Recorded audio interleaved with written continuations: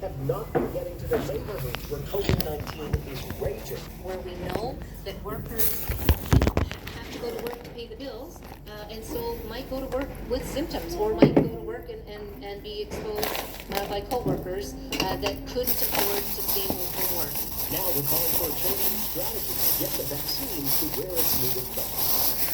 The shutdown orders do not apply to schools for now. Kids are expected to still take their spring break on April 12th and will be returning to the classroom after that. But the premier says today things could change if the virus continues to grow out of control.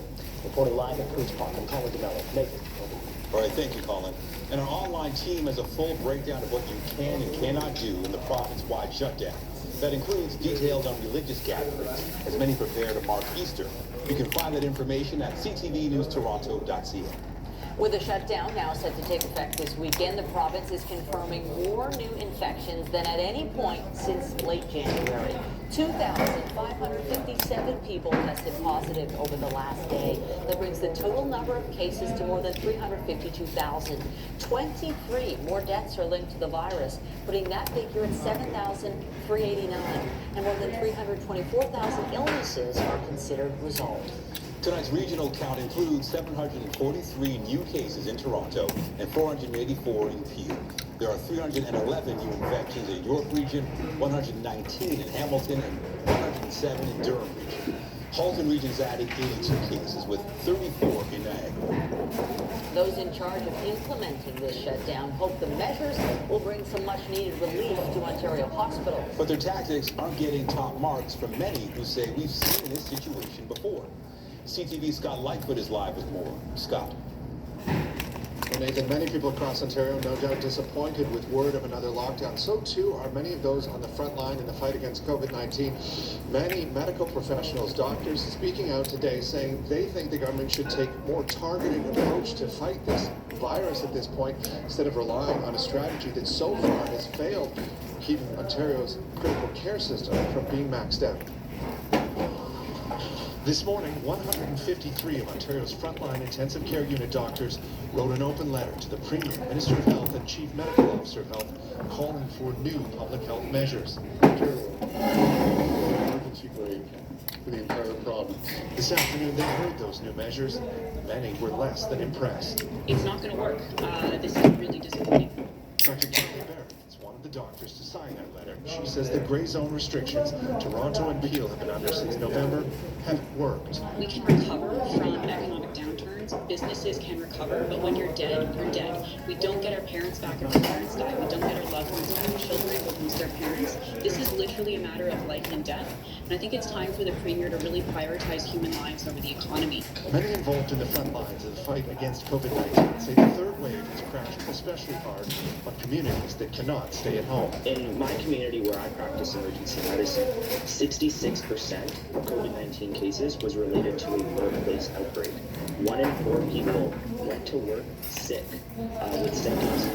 And, you know, we can talk all we want about young people going indoor dining and all of these other things, but occupational exposure is huge. Some doctors say a multi-pronged approach must be taken in order to stem the tide. If we're going to slow things down for 28 days, how are we going to use those 28 days? We don't want to just crush businesses. We need to be vaccinating strategically during those 4 weeks. I've said it so many times, the people in my ICU are people who cannot minimize their exposure risk. We need to pivot our vaccination strategy, go to the factories, to the warehouses. We can't wait until June or July to vaccinate 40 and 50-year-old factory workers. Many feeling that just locking down isn't going to solve Ontario's pandemic problem. There are many calls for people wanting to lock down harder, or if you had just done the lockdown right now in the situation. Again, I want to stress that the lockdown misses exactly the area that we're seeing the most transmission, if not the most transmission happening from, which is workplace to household transmission chain. This is uninterrupted by any sort of lockdown, and locking down harder is not going to change that. Which some doctors worry won't stop the growing number of patients ending up in Ontario's ICUs. And as of this morning, there were 430 COVID-19 patients in intensive care units across Ontario. That is 24%, 1/4 of all patients in critical care in Ontario right now, and more than at any other time during the pandemic. We're live outside Sunnybrook Hospital. I'm Scott Lightfoot. Thank you. All right, thank you, Scott. Next to the economic toll of this pandemic and the business owners who have already dealt with so much. This has been a roller coaster of restrictions. Some places reopening just weeks ago, while some have been closed for months. CTV's Janice Goulding is live with more. Janice, frustration on all sides. Michelle, as you can imagine, business owners, the affected industries are quite upset tonight, afraid this latest lockdown will mean they'll end up having to shut down the businesses. Hitting a heavy bag has been known to reduce stress, but today it's not helping. Brian Castillo. It's just really disheartening to keep hearing the government blame the gyms and hair salons for the numbers when we haven't been open for 4 months. Castillo owns the 9 Rounds at St. Clair West in Christie, but he's been shut down since November 23rd with no end in sight. The financial hit so hard, the gym owner has had to sell his home. It was the hardest decision I've ever had to make. But there was no other choice. What else can I do? Castillo's gym has been completely shut down for more than 4 months. Cafe Diplomatico on College Street was allowed to reopen its patio on March 20th. Owner Rocco Mastrangelo calls another shutdown so soon absolutely unacceptable.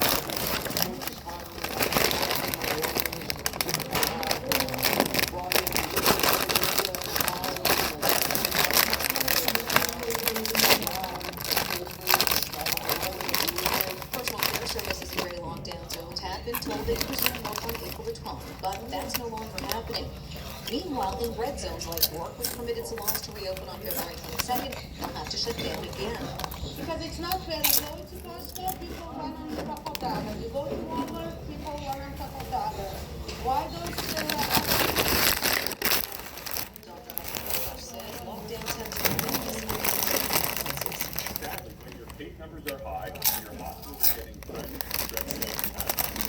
they lockdowns actually can drive cases down so fast. the government was also considering their mental well-being. I can't take this anymore. Please don't do this to us anymore. Brian Castillo says he is suffering in every conceivable way. I don't see how any business like mine can survive past the summer when we're collecting no revenue and continuing to pay 100% of our bills. And given he's not even able to hold outdoor classes, which only got the green light on Monday, he's concerned this latest shutdown could be a fatal blow to his business. Apart from being afraid of losing his business to COVID-19, Castillo says he's also very concerned he's going to lose his grandparents to the virus. Both who are in their 80s are currently in the hospital in ICU. In fact, his grandmother is currently on a ventilator. We're going live from Janice Goulding, now back to the Center. All right, thank you, Janice.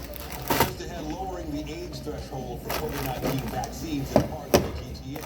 Who can now sign up for a dose?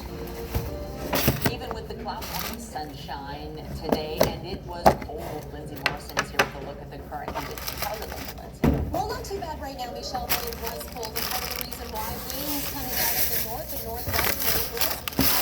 We've had flurries flying in many different parts of southern Ontario, including portions of the GTA. Those winds right now are gusting close to about 60 kilometers per hour. And as a result, we have a wind chill. In fact, it feels currently like -9 in Vaughan, Ontario. The temperature is -3 degrees.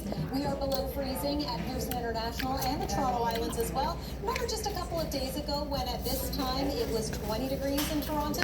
Don't worry, there are improvements on the way as far as the temperature is concerned. We'll talk about your long weekend weather coming up. For now, Nathan. All right, thank you, Lindsay. To the vaccination effort now and the age eligibility for those allowed to get in line. CTV's John Woodward reports clinics in some hot spots are now targeting patients as young as 50 years old. When this sign goes up, it's Antonetta Yandena's turn for a dose of Pfizer vaccine. It's over in a moment, but for his family, it's a big moment.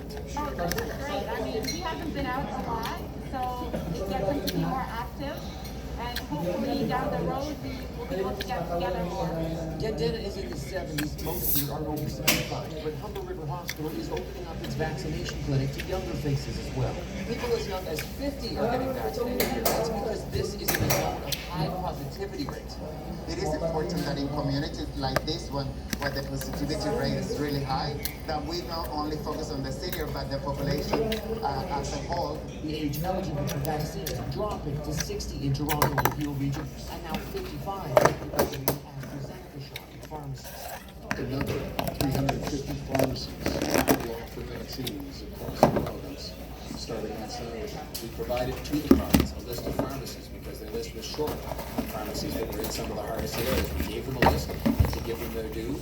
A number of those were added. The approval of an American batch of 1.5 million AstraZeneca doses, another shot in the arm.